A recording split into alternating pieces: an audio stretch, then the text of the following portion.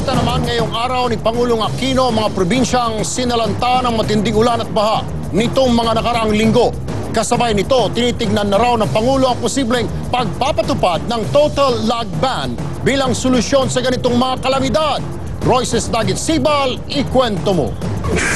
2 linggo nang nagsisiksikan dito sa St. Bernard Central School ang mahigit 200 evacuees mula sa iba't ibang barangay sa St. Bernard, Southern Leyte. Ilan sa mga bata nagkakasakit na gaya ng ubo, sipon at lagnat. Ang hiling namin, gusto sana kami kumain. Nahihirapan lang kami dito sa sa pagkain namin. 2 araw ng maganda ang sikat ng araw dito sa bayan ng St. Bernard, pero sa kabila nito, hindi pa rin pinapayagang makabalik ang mga residente sa kani-kanilang mga bahay. Sabi kasi ng DSWD, tumila man ang ulan, delikado pa rin tumira sa kanilang mga bahay na malapit sa mga gumuhong bundok. Since na paulit-ulit ang ulan, hindi ma-determine kung ang ating sitwasyon ngayon ay okay na, pwede na silang. Bahagya namang nabuhayan ng loob ang mga residente sa pagbisita kanina ni Pangulong Aquino.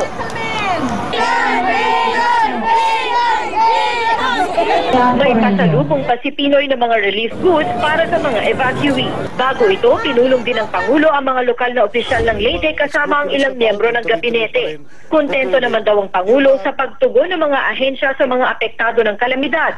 Pero mas dapat daw ngayong pagtuunan ng pansin ang long-term solution sa problema ng baha at landslides. Pinatatanong ko na rin, papasok dito maraming nyugan, no? Hanggang tuktok ng bundok.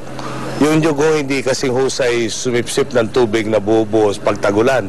Kasama rin sa mga tinitingnang solusyon ng Pangulo ay ang pagpapatupad ng total lag ban.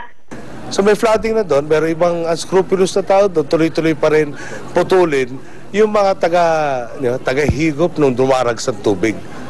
No? So kailangan mahinto yan. Bago dumiretso ng Leyte, galing na rin sa Albay si Pinoy. Kinahapunan sa Mindanao naman nagpunta ang Pangulo para bisitahin ang iba pang biktima ng baha. Royces Dagit Sibal, News 5. Di pa rin po nagbabagong lagay ng panahon dito sa ating bansa.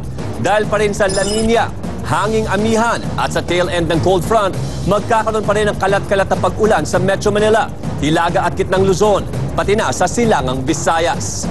Sumama naman ang probinsya ng Aurora sa mga lugar na binabayo ng malakas na ulan tulad ng Quezon, Camarines Sur, Camarines Norte, Catanduanes, Albay at Sorsogon. Babala ng Pag-asa, dodoble rin ang bilang ng mga bagyong tatama sa bansa kumpara noong nakaraang taon. Mas malalakas din daw ito. Pati mga lugar na kadalasang di naapektuhan ng bagyo, sinasabing babayuhin na rin. Bukod sa Pilipinas, tinamaan din ng matinding pagbaha ang Sri Lanka, Brazil at Australia. Pero hindi po ito senyales na katapusan na ng mundo. Mas lumawak daw ang epekto ng La Nina at sumabay pang tinatawag na North Atlantic Oscillation o ang pagbabago ng temperatura sa Atlantic Ocean. Kaya ang dating malamig na temperatura sa Canada, Greenland at Iceland unti-unting tumataas. At Silangang Amerika naman, na kadalasang mainit tuwing La Nina, bumabagsak ang temperatura. Sa ngayon, Florida lang ang tanging state sa Amerika na di tinatamaan ng snow. Dahil sa mga pinsalang dulot ng malalakas na ulan, may mga naimbentong disenyo ng mga bahay na di raw magigiba, ilang bagyo man ang dumaan. Beverly Natividad, ikwento mo. Matindi ang iniwang dagok ng bagyong Ondoy sa Metro Manila noong 2009. Ilang bahay ang nasira at itinumba ng baha. Pero may mga bagong disenyo na raw ng bahay ngayon na kayang makaligtas sa panahon ng kalamidad. Tulad na lang ng mga bahay na ito, nakaangat sa lupa para iwas baha.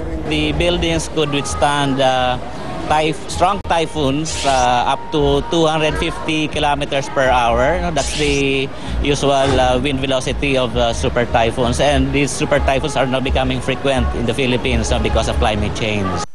Bukod sa mataas, mapapansing sali-saliwa ang mga kwarto para hindi direktang tamaan ng hangin. Pinaliligiran din ito ng puno para may pangharang sa malalakas na hangin. Itatayo ang ganitong klaseng bahay sa Eco Village sa Commonwealth QC para magsilbing prototype ng mga iwas bagyong bahay sa Metro Manila. We did not ask for money. What we asked is for the world's best architects and designers, donate to us your ideas. Hindi lalampas sa 400,000 pesos ang halaga ng bawat unit. Mura na raw ito kumpara sa paulit-ulit na pagre-relocate sa mga residente tuwing may bagyo.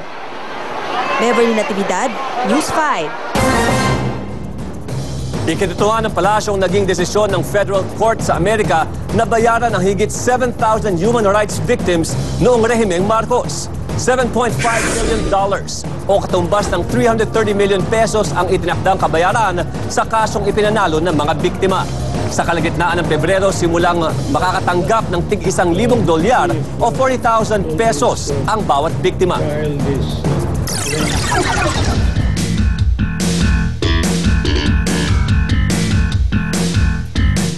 Living legend ng bilyar si Efren Bata Reyes, pero kahit halos kaedad ng mga anak niya ang mga nakakalaban niya ngayon, hindi pa raw magre-retiro ang nag-iisang magician ng bilyar. Bakit nga ba? Narito ang report.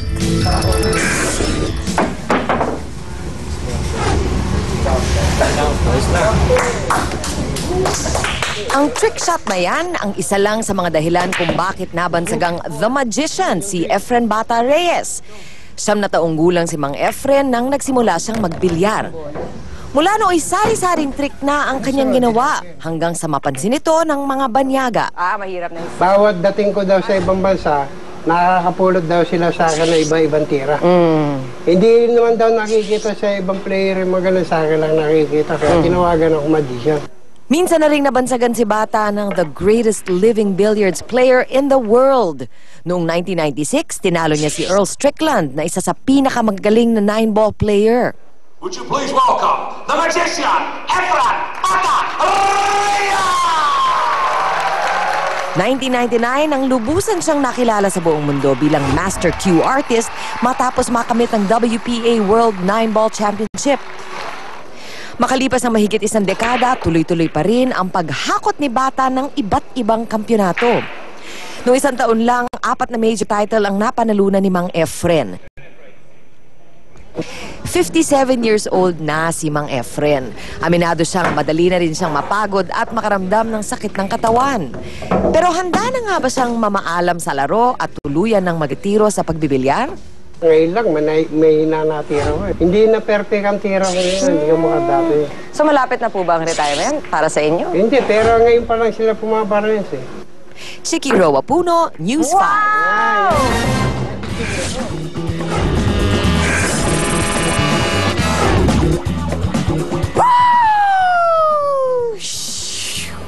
Ako'y may alagang nakakahumaling. Pag kinakausap, medyo papansin. Pag tinititigan ay ayaw tumingin. Kaya naman pala, mata niya ay duling.